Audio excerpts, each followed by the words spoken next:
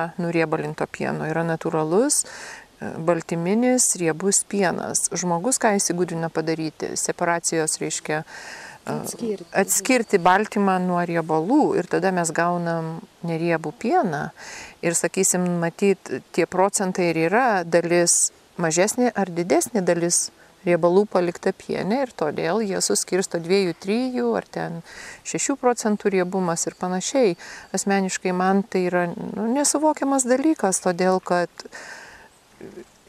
organizmui maistą suvirškinti riebalai yra reikalingi. Ir ne tik virškinimo procesui, bet ir pačiam kūnui statybinė medžiaga. Svarbiausia yra, kad būtų tik atitinkamas riebalų santykis.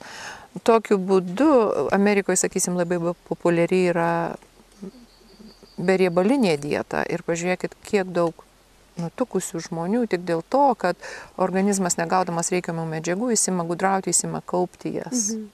Bet čia yra kitokių aspektų, bet iš esmės tai yra pats principas toks.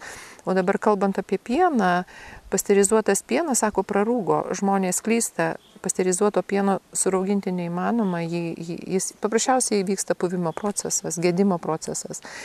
Surauginti galima tik tai natūralų, nekaitintą karvės pieną, jį pašildai ir bakterija pradeda atsirasti ir natūraliai jisai surūksta, kas yra tikrai sveikas produktas. Asmeniškai aš pati nevartoju, nes esu veganė, bet tie žaliavalgiai, kurie vartoja gyvulinės kilmės produktus, jie tikrai labai gauna daug naudos iš to.